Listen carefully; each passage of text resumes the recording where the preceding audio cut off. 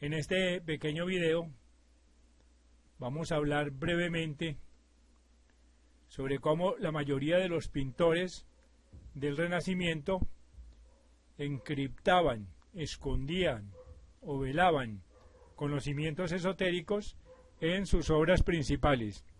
La mayoría de esos conocimientos eran geometría sagrada, cosmología, cosmogonía y muchas veces astrología sagrada. Para el efecto vamos a poner en contexto brevemente en qué fue lo que significó la revolución del Renacimiento.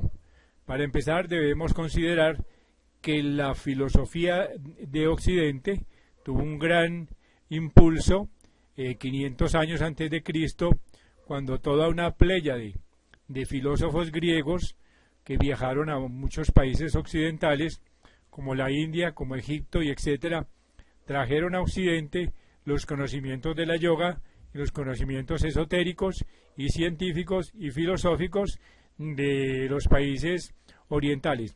Fue así como Platón y Pitágoras descollaron en la filosofía y le enseñaron pues a los países occidentales todo lo referente al idealismo, a la cosmogonía, a la cosmología, a la antropología, etcétera, etcétera. Todos estos conocimientos florecieron en esa época y duraron hasta unos varios siglos. Sin embargo, con la destrucción de la Biblioteca de Alejandría, donde se fundó el neoplatonismo por Amonio de Sacas, que quería integrar la filosofía de Platón con la filosofía de la yoga, se llegó a los bárbaros invadieron a Roma, destruyeron el Imperio Romano y vino una época de oscurantismo, 1000 años de oscuridad en Occidente, donde la filosofía y las ciencias florecieron muy poco.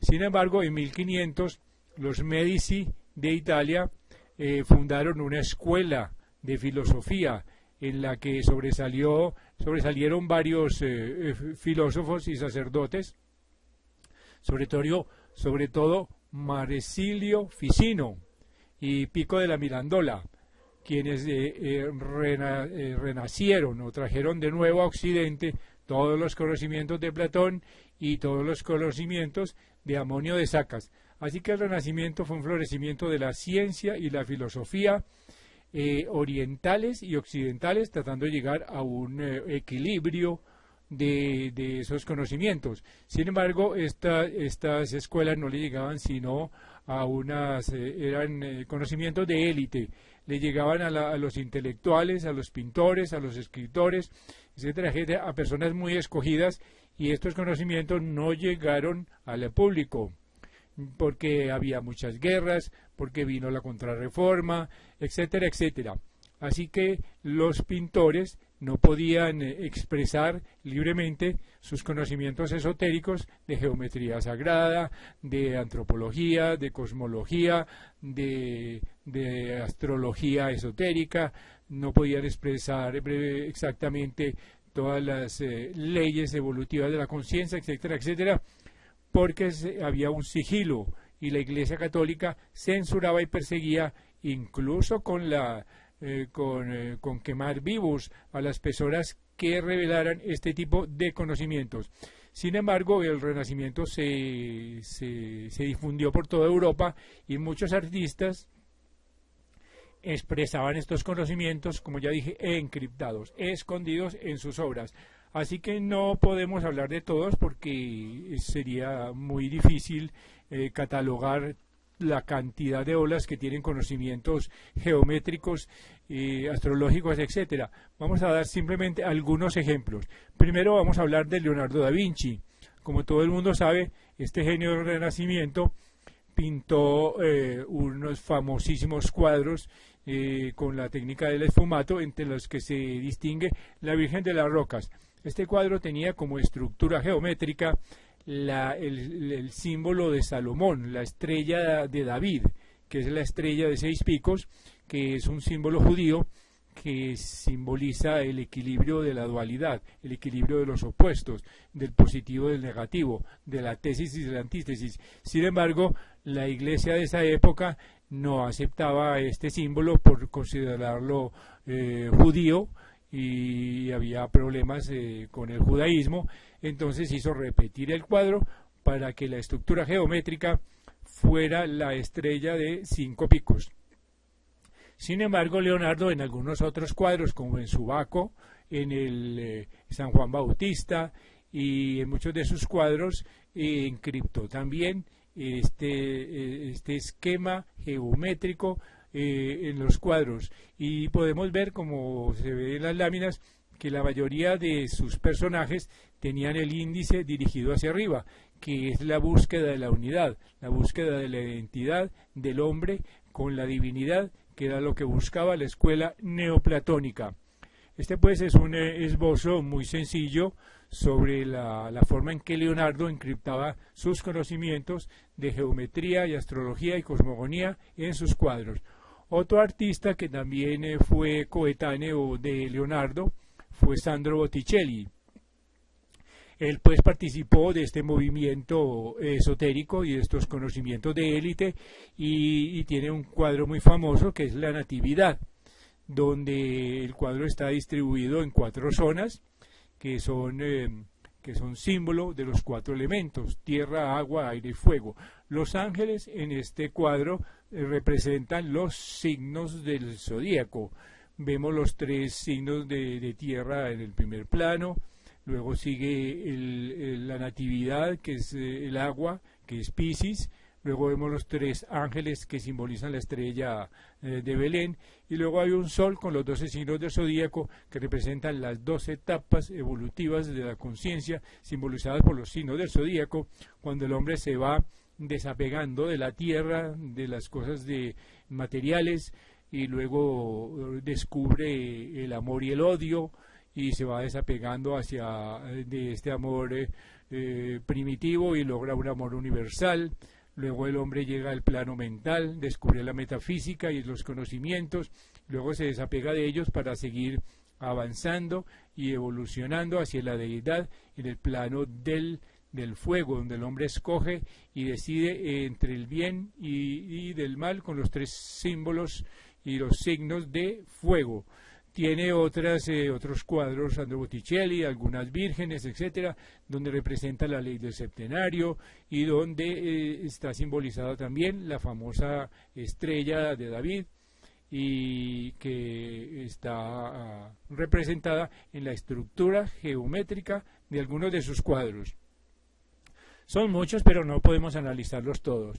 Luego sigue, ya vimos a Leonardo, vimos a Botticelli, y luego vemos que en la Capilla Sixtina también vemos que el Papa encargó en estos murales, le encargó a Miguel Ángel que representara algunas escenas bíblicas. Miguel Ángel no podía expresar libremente su conocimiento de las verdades esotéricas, pero encriptó, sobre todo en la imagen de Dios, sus conocimientos teológicos. Todos sabemos que Dios es mucho más que un ser humano, que un ser antropomorfo, y este sería pues el peor error teológico, simbolizar y representar a Dios como un viejito con barba en una nube creando a Adán. Y así que vemos en el cuadro de la creación de Adán, vemos a un anciano tocando la mano y creando a Adán. Pues se ha descubierto que este manto que rodea a los ángeles y a este anciano que representa al Padre Creador, pues es ni más ni menos que la representación del cerebro humano. Los ángeles se han identificado como las partes correspondientes del cerebro, y además tiene 12 ángeles, y así que este manto también representa el sol y los 12 signos del zodíaco.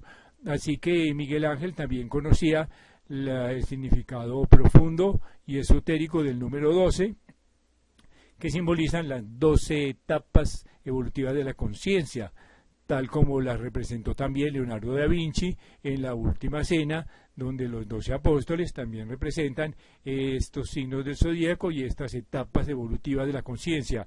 Quien quiera profundizar más en estos temas, se le recomienda ese famoso libro de uno de los astrólogos y científicos más conocidos de nuestra época, que es Oscar Adler. Él tiene un famosísimo libro que es La astrología como ciencia esotérica, donde describe detalladamente qué es el Dharma, cuál es el deber espiritual de cada uno de los signos del zodíaco en el proceso evolutivo de la conciencia. Pero no solamente Leonardo, Botticelli y Miguel Ángel encriptaban y tenían estos conocimientos, también tenemos que Rafael era partícipe del Renacimiento, y él tiene muchos cuadros famosos, entre los que se destaca la famosa Escuela de Atenas y algunas vírgenes, donde también tienen el esquema geométrico de la la estrella de 6 puntas, que es el símbolo de David. En la Escuela de Atenas, como todo el mundo sabe, él representó los filósofos de la antigüedad en algunos personajes de su época. Por ejemplo, Platón lo representó como a Leonardo, etcétera, etcétera.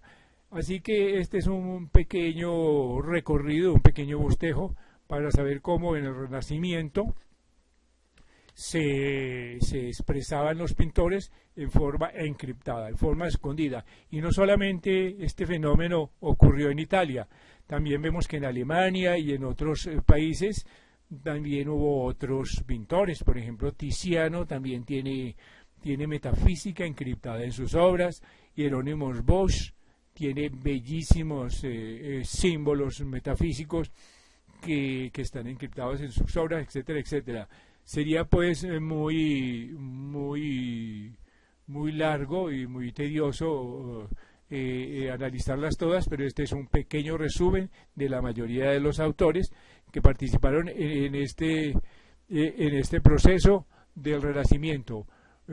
También hay que agregar que esta resurrección, digámoslo así, de la filosofía neoplatónica ha ocurrido muchas veces en la historia. Como vimos, no solamente empezó en Grecia, no solamente pasó a Alejandría, después en Florencia y Europa, y últimamente en el siglo XVIII, en el siglo XIX, a fines de 1800, la señora Elena Blavatsky publicó su famosa obra, que es La Doctrina Secreta, donde ella resucita de nuevo el neoplatonismo y le da al público en general, no ya solamente a unas élites intelectuales, sino al público en general, todas las claves para decodificar los libros sagrados de todas las religiones del mundo, los Vedas, el Sagrado Corán, la Sagrada Biblia, etcétera, etcétera.